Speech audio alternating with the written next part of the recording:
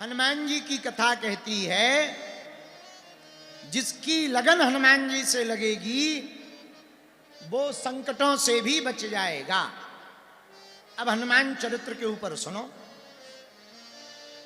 हनुमान जी किसके अवतार हैं? किसके अवतार हैं? बोलो बोलो। शंकर सुवन केसरी नंदन, शंकर सुवन केसरी नंदन केसरी नंदन, शंकर सुवन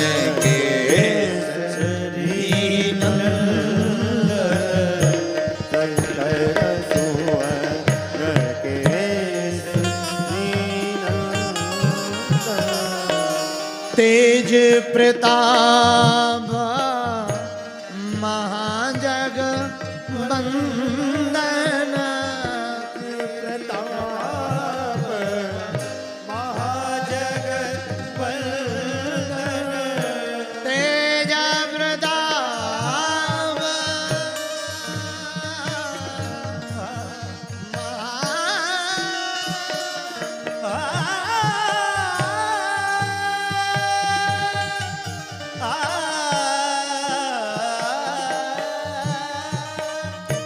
तेज प्रताप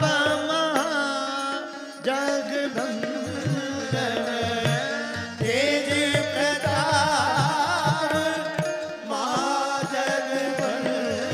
बंदन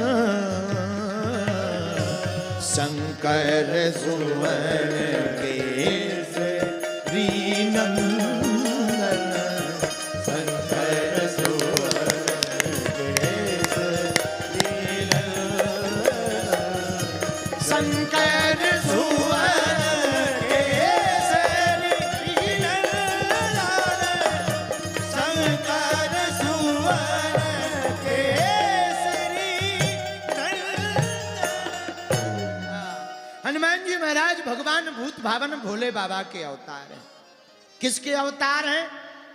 शंकर जी ही स्वयं हनुमान जी हैं। लेकिन एक बात है, क्या ये केसरी नंदन भी कहलाते, शंकर स्वयं भी कहलाते। और एक बात और है, इनके नाम का जब प्रारंभ तुलसीदास जी ने किया तो बड़ा सोच समझ के किया। मात्र नाम को आगे रखा, माता जी का नाम आगे बाद में। पहले माता जी का नाम अंजनी पुत्र पवन सुत नामा। अच्छा, अब प्रश्न उठता है कि हनुमान जी का अवतार क्यों हुआ? आहा, हनुमान जी का अवतार जरूरी है। राम जी बिना हनुमान जी के अधूरे हैं। भैया, पूरी राम कथा में से हनुमान जी को निकाल दो, फिर क्या आनंद आएगा? बोलो हाँ जी या ना जी। राम जी के जीवन में भी हनुमान जी रहे, भगवान श्याम जी के जीवन में भी हनुमान जी रहे। आहा, रावण ने 10 सिर काटे, शंकर जी पर चढ़ा दी। 10 बार 10 शीश काटकर शिव जी पर चढ़ाया, शिव जी को प्रसन्न किया। शंकर जी के 11 रुद्र हैं, 10 रुद्र प्रसन्न हो गए, एक रुद्र नाराज हो गया। पार्वती जी से भोले बाबा बोले, अब हम हनुमान जी बनकर जाएंगे, आतताई रावण का विनाश करवाने में राम जी का साथ देंगे। पार्वती जी बोली, महाराज कितनी विचित्र बात बोलते हो, रावण आपका ही तो चेला है, आपका शिष्य है, और आप अपने शिष्य का विनाश करवाओगे? ये तो धर्म नहीं है। भोले बाबा बोले, देवी हमारा चेला तो है, पर इसने 10 शीश चढ़ाकर 10 रुद्रों को तो प्रसन्न कर दिया, एक रुद्र बाकी रह गया, उसी रुद्र का सहारा लेकर हम हनुमान बनकर के जाएंगे। इसलिए हनुमान जी को 11वां रुद्र कहते हैं। क्या कहते हैं? 11वें रुद्र के अवतार श्री हनुमान जी महाराज। आहा, एक बात और, हनुमान जी केवल 11वें रुद्र के अवतार नहीं है, राम जी के भाई भी हैं। रघुपति कीन्ही बहुत बड़ाई, तुम मम प्रिय तहि सम भाई।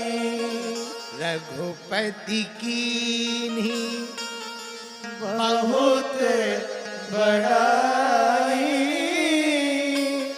तुम मम प्रिय तहि सम भाई। हनुमान जी के अवतार का पहला कारण शंकर जी का 11वां रुद्र है, तो दूसरा कारण राम जी का अवतार है। आहा,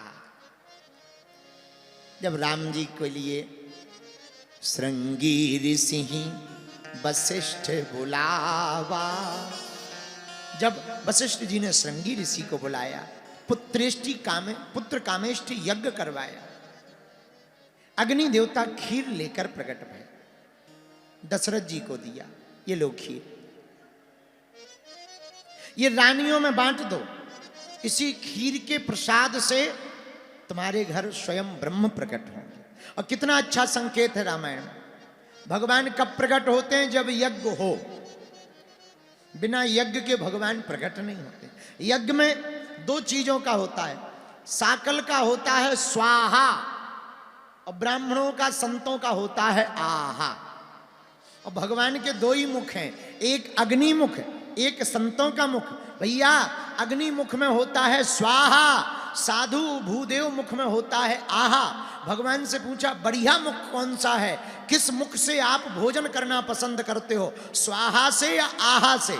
भगवान बोले भैया जब घी से लपलपाता हुआ मालपुआ संतों के मुंह में जाता है, वो पेट में हाथ फेर के कहते आहा, तब बड़ा आनंद आ जाता है, तब हमें बड़ा आनंद आता। लेकिन यज्ञ हुई, यज्ञ में हुआ स्वाहा, तब अग्निदेव प्रकट हुए। और कितना अच्छा संकेत है, हमारे बुरे विचार, बुरे कर्म जब ताप की तपस्या की अग्नि में जलेंगे, तभी हृदय में भगवान की भक्ति रूपी भगवान प्रकट हो जाएंगे। अग्निदेव प्रकट भय, खीर को महाराज दशरथ ने लिया, 3 रानियों में बांटा। बड़ी रानी कौशल्या है तो आधा भाग कौशल्या को दे दिया, अब बचा शेष आधा, उसके 2 भाग किए खीर के।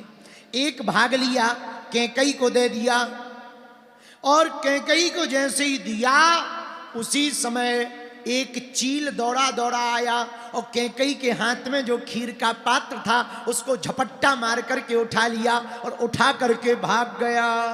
कैकई जी रोने लगी, क्या हमारे भाग्य में संतति नहीं है? अच्छा रो ना।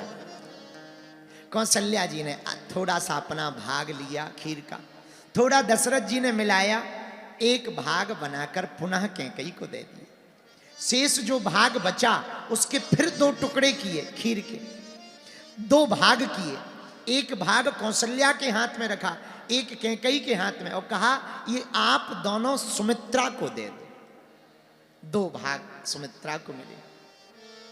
कैकई को थोड़ा सा कौशल्या जी ने भाग दिया था, थोड़ा दशरथ जी ने दिया था। आहा, इनके यहाँ 4 रूप में भगवान प्रकट हुए।